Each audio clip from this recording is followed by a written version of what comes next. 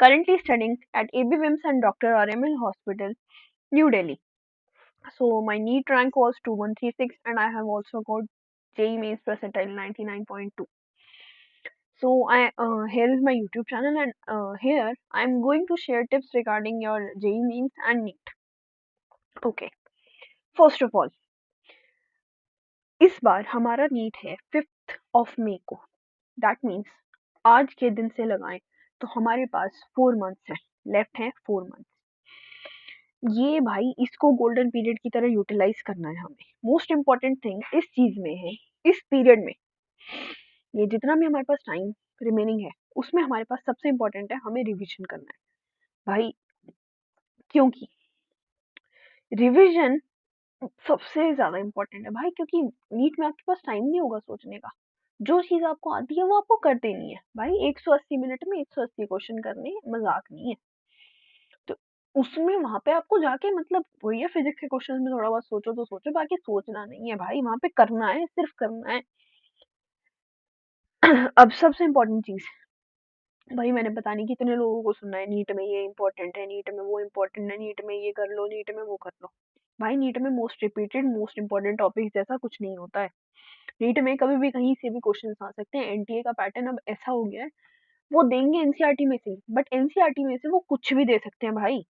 तो इसलिए अगर आपको अच्छी रैंक चाहिए, अगर आपको अच्छी रैंक चाहिए या स्कोर चाहिए अबव 50 प्लस, तो आपको सब कुछ पढ़ना पड़ेगा. एंड आपको इतना स्कोर तो मिनिमम चाहिए ही अगर आपको अच्छा कॉलेज चाहिए. If you want good college तो this is the minimum requirement. क्योंकि देखो एक पैटर्न ऑब्जर्व किया है मैंने, 2019 में 690 के आसपास हमारा था रैंक. रैंक ये रैंक है, ये मार्क्स है. तो यहाँ पे हमारी रैंक थी 20 के आसपास, अराउंड 20 आ जाती थी. 22 में यही पैटर्न था, 690 के आसपास हमारी रैंक थी, 600 के आसपास, इसके अराउंड थी 23 में, सॉरी. क्योंकि मेरे पास काफी बच्चों के मैसेज आए थे 695 में उनकी रैंक अराउंड थी 600 के आसपास. 695 2019 में वाज द टॉप 10 रैंक, समझे. तो इसलिए अब अगर तुम्हें अच्छे कॉलेज में जाना है, 650 से प्लस नंबर चाहिए, तो भाई सब कुछ पढ़ना पड़ेगा. You need to study everything, this is very much important. ठीक है. इसके लिए सबसे पहले अब इसकी स्ट्रैटेजी क्या होगी भाई, कुछ स्ट्रैटेजी तो बनानी पड़ेगी. 4 महीने में क्या करना है, तो इसके लिए सबसे पहले स्टार्ट करो फुल सिलेबस मॉक टेस्ट देना हर 3 दिन में या हर हफ्ते मिनिमम. इसके बाद बैठ के उन मॉक टेस्ट को एनालाइज करो. और ये नहीं है कि भाई मेरे को 1 से 2 घंटा लगना चाहिए एनालिसिस में, उससे ज्यादा लग रहा है तो मेरा कुछ नहीं हो सकता, ये वो. मिनिमम 5-6 घंटे लगाओ भाई. और उन आंसर्स को भी क्रॉस चेक करो जो तुम्हारे सही हुए हैं. कई बार बायो में तुक्के से आंसर सही हो जाता है. उन क्वेश्चंस को स्पेसिफिकली एनालाइज करो, क्योंकि उन क्वेश्चंस ने तुम्हारे मार्क्स डाउन नहीं करे हैं. तुम्हें कॉन्फिडेंस रहेगा कि भाई मेरे को आता है, लेकिन वो क्वेश्चंस हो सकता है फाइनल डे पे तुम्हारे मार्क्स डाउन कर दें. तो इसलिए उन्हें भी रिवाइज करना पड़ेगा, तुम्हें प्रॉपरली रिवाइज करना है, including answers which you get correct by luck. जो तुम्हारी गलती मतलब लक के कारण सही हो गए, कई बार चल जाता है भाई, मे बी उस दिन ना चले.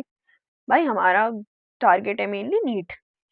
इन मॉक टेस्ट में नंबर आना टारगेट नहीं है, मतलब कि हाँ फुल लेके आने और ये वो, नंबर तो लानी है भाई. इसमें नंबर नहीं लाओगे तो उसमें क्या लाओगे. ठीक है. अब रिवीजन कंटिन्यू रखना है इसके साथ, समझे. ये फुल सिलेबस मॉक टेस्ट दे दिया. इसके बाद अपने रिवीजन कंटिन्यू रखो, थॉरोली रिवाइज करो ईच एंड एवरी टॉपिक, हर एक आंसर को, हर एक क्वेश्चन को थॉरोली चेक करो अपने टेस्ट में. क्या तुमने उसको उस टाइम मिस इंटरप्रेट तो नहीं करा था, किस वजह से तुम्हारा गलत हुआ है, मिस इंटरप्रिटेशन की वजह से गलत हुआ है, कॉन्सेप्ट नहीं आता था, प्रैक्टिस की कमी थी, टाइम कम रह गया. बहुत सारे फैक्टर्स हो सकते हैं हमारे, कई फैक्टर्स हो सकते हैं. चलो ज्यादा नीचे जाते हैं. प्रैक्टिस सबसे बड़ी बात. प्रैक्टिस के कारण ही तुम्हारा जो है टाइम का फैक्टर आएगा. Confidence, over confidence, over confidence meaning not studying, not reading, actually not reading the whole question. पूरा क्वेश्चन पढ़ा ही नहीं, आधा पढ़ने के बाद खुद डिसाइड कर लिया आगे तो यही दिया होगा। भाई ये तो मतलब हर किसी से होती है, और स्पेशली एमसीक्यू में तो ना, आपको जब फेवरेबल सा क्वेश्चन दिख रहा होता है, उसके स्टार्टिंग की लाइन पर फेवरेबल आंसर्स हैं, भाई टिक मार देते हैं, और 90% ऐसे क्वेश्चंस में तो भाई बच्चे फंसते ही फंसते हैं। अब इसके बाद हमारी रिवीजन स्ट्रैटेजी क्या होनी चाहिए इन 4 महीनों के लिए? अब जो तुमने टेस्ट दे दिया, ठीक है, इसके बाद उन टॉपिक्स को रिवाइज करो जो तुम्हें वीक लगे उस टेस्ट में। रिवीजन कंटिन्यू रखना है, टेस्ट देना है, फिर से रिवाइज, टेस्ट देने के बाद फिर से रिवाइज करना है उन टॉपिक्स को जो तुम्हारे वीक लगे तुम्हें। अब बायो बायो के लिए तुम्हें क्या करना है? बायो और इनऑर्गेनिक के लिए तुम अपने करो एनसीईआरटी रिवाइज। भाई NCERT is the Gita of NEET. NEET में एनसीईआरटी से बाहर बायोलॉजी में तो तुम्हारा जाने नहीं वाला भाई, उसी की लाइन उठ के आ जाएंगी प्रॉपर। मतलब 11th 12th के एनसीईआरटी को तो वही ब्रेड पे लगा के खा लो। फिजिक्स के लिए क्या करना है? फिजिक्स के लिए फिजिकल केमिस्ट्री के लिए, ऑर्गेनिक के लिए तो देखो रिवीजन बहुत ज्यादा जरूरी है। फिजिक्स के लिए शॉर्ट नोट्स रिवाइज करो, या अगर तुमने शॉर्ट नोट्स नहीं बनाए हैं अभी तक भी, तो don't get tense, I share my short notes, मतलब पैम्पलेट की तरह, कि हाँ भाई तुम्हें पता चल जाए किस टाइप के शॉर्ट नोट्स बनते हैं। एंड एक और चीज कर सकते हो, तुमने जब भी थ्योरी रिवाइज करी होगी उसमें कुछ ना कुछ हाईलाइट तो करा होगा ना, तुम उसे रिवाइज कर लो, हाइलाइटेड टॉपिक्स को रिवाइज करो। जरूरी नहीं है हर किसी ने शॉर्ट नोट्स बनाए हो, हर कोई दोबारा लिख के टाइम वेस्ट करे। काफी लोग ये भी करते हैं, अपने ही जो कोचिंग के नोट्स होते हैं या जो भी होते हैं, उसमें हाईलाइट कर लेते हैं पर्टिकुलर थिंग्स, उसे रिवाइज करो, लास्ट में बहुत काम आती है। और उसके बाद प्रैक्टिस करो जब तक तुम्हें उस टॉपिक में कॉन्फिडेंट फील ना हो जाए। भाई प्रैक्टिस बहुत ज्यादा इंपॉर्टेंट है नीट में तो, मतलब जितनी ज़्यादा प्रैक्टिस करोगे उतनी ही तुम्हारी एफिशिएंसी बढ़ेगी, उतना ही टाइम कम लगेगा। तुम्हें पता लगेगा कि किस टाइप के क्वेश्चंस में किस टाइप का आंसर या किस टाइप का प्रोसीजर फॉलो करना है। ठीक है, अब सबसे इम्पोर्टेंट एडवाइस भाई, सबसे ज़्यादा important advice, don't fear mock test. Mock test से मत डरो, ये ही तुम्हारा कॉन्फिडेंस इंक्रीज करेंगे लास्ट के टाइम में। ये नहीं होगा कि तुम अभी पूरे टाइम तुमने मॉक टेस्ट नहीं दिया और लास्ट डे जाके तुम भाई फोड़ जाओगे, झंडे गाड़ जाओगे, कुछ नहीं होने वाला, समझे? Most important advice, don't fear mock test. अब मुझे एक चीज और क्लियर करनी थी, फिजिक्स में 90% लोग, फिजिक्स या inorganic, sorry, physics and physical chemistry, इसमें 90% लोग एग्जाम्पल्स और एक्सरसाइज इंटेक्स क्वेश्चन से सबको छोड़ के जाते हैं। भाई नीट में ना प्रॉपर वही क्वेश्चन उठ के आ जाते हैं, एग्जाम्पल्स वाले, इंटेक्स वाले, एक्सरसाइज वाले, तो सारे क्वेश्चंस एटलीस्ट एनसीईआरटी के तो कर लो। तुम बुक्स के पीछे भागते रहते हो, एनसीईआरटी के क्वेश्चंस करो भाई, बहुत इंपॉर्टेंट क्वेश्चंस है। कई बार एनसीईआरटी के कुछ क्वेश्चंस में ना वो कॉन्सेप्ट ही अलग लगा रहे होते हैं, उन्होंने उस टाइप से आंसर दिया होता है, एंड अगर मान लो तुमने कोई कॉन्सेप्ट लगा के उसका आंसर निकाल दिया, फिर भी NTA NTA will consider NCERT, NTA तुम्हारी नहीं सुनने वाला, चाहे एनसीईआरटी में बिल्कुल गलत दिया हो, फिर भी एनटीए तुम्हारी नहीं सुनेगा, एनटीए सुनेगा एनसीईआरटी की। तो भाई एनसीईआरटी को पढ़ो, एनसीईआरटी से ही क्वेश्चंस करो।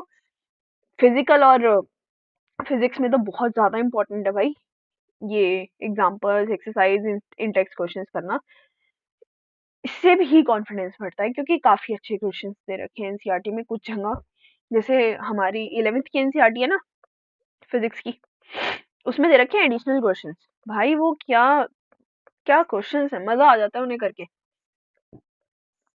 अब देखो, अगर तुम मॉक टेस्ट नहीं दोगे, तुम्हारी एफिशिएंसी बहुत अच्छी है भाई, तुम सारे क्वेश्चंस कर लेते हो, लेकिन टाइम बहुत लग जाता है, तो भाई वहां पे तुम्हें 3 घंटे से 1 मिनट एक्स्ट्रा नहीं मिलेगा, नो एक्स्ट्रा मिनट। अगर तुम 3 घंटे का पेपर 4.5 घंटे में प्रॉपर पूरा अच्छे से सॉल्व कर सकते हो, और तुम्हारे उसमें आ भी भाई 690 से ऊपर आ जाएंगे अगर तुम्हें 4.5 घंटे दिए जाए, बट भाई उसकी कोई वैल्यू नहीं है, तुम्हें सॉल्व करना है पेपर 3 घंटे के अंदर। तो इसलिए मॉक टेस्ट बहुत जरूरी हो जाते हैं, कि हाँ भाई हमें आता है बट हमसे टाइम मैनेजमेंट नहीं हो पाता, तो वो टाइम मैनेजमेंट सिखाने के लिए तो बहुत बहुत बहुत ही ज्यादा इंपॉर्टेंट है mock test. Accuracy and speed बढ़ाते हैं, मान लो। अब प्रैक्टिस के टाइम भी जब तुम रिवीजन टाइम पे प्रैक्टिस करो ना, रिवीजन प्रैक्टिस, बायोलॉजी के क्वेश्चन सॉल्व कर रहे हो, अगर तुम मान लो एक एग्जांपल ले लेते हैं 50 क्वेश्चन, 50 क्वेश्चन सॉल्व कर रहे हो बायो के, तो maximum max to max 30 minutes, वरना 25 मिनट्स में तो तुम्हारे 50 क्वेश्चन हो ही जाने चाहिए। आधा मिनट से ज्यादा नहीं लगना चाहिए भाई बायोलॉजी के क्वेश्चन में। हाँ, ऐसा हो सकता है कई बार बायोलॉजी का पेपर डिफिकल्ट आए, क्योंकि मेरे टाइम पे बायोलॉजी का पेपर डिफिकल्ट आया था एंड मुझे प्रॉपर 50 मिनट्स लगे थे बायोलॉजी का पेपर सॉल्व करने में। लेकिन हाँ, उस टाइम तो हमें पता लग जाएगा कि ये पेपर डिफिकल्ट है, इसके क्वेश्चंस पढ़ने पड़ेंगे, वो तुम्हें उस टाइम आइडिया लग जाएगा। और अगर ये ऐसा कर रहे हैं कि बायोलॉजी जैसे सेक्शन को थोड़ा सा डिफिकल्ट बना रहे हैं, तो ये किसी भी सेक्शन को मतलब थोड़ा मीडियम या इजी वाली साइड पे ले जाएंगे, ठीक है।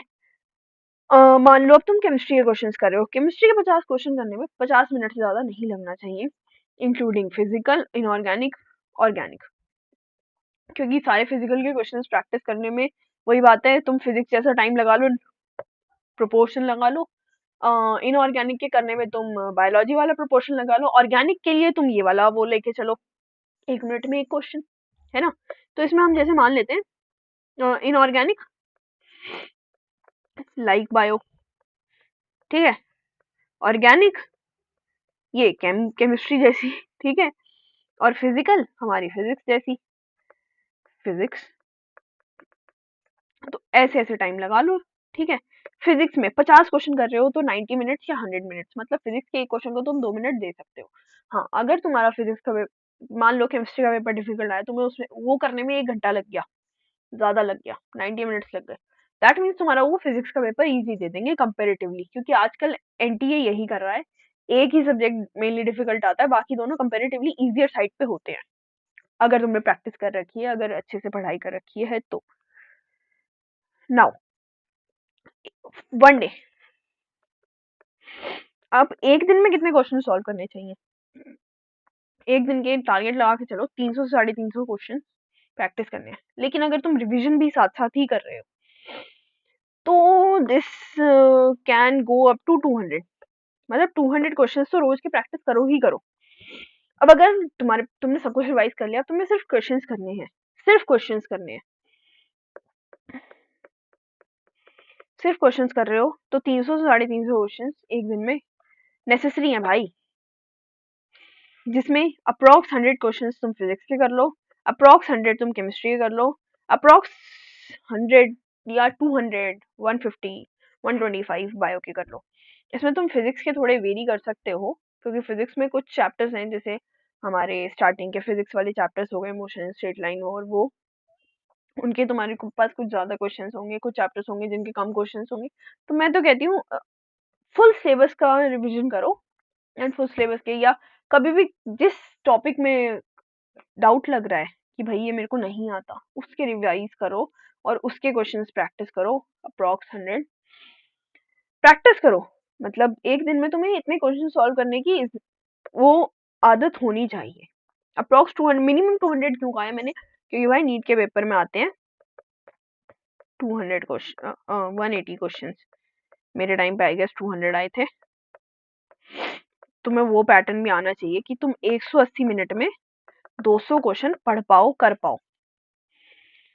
तो इसलिए मिनिमम 200 क्वेश्चन तो रोज के रिवाइज करो, with your revision continued, and पीछे का रिवाइज करो, मॉक टेस्ट को एनालाइज करो, बाकी जो भी कर रहे हो करो, बट रिवीजन और मॉक टेस्ट पे स्पेसिफिकली ध्यान ध्यान दो। So now thank you for listening me, and ask for any help you want. Thank you.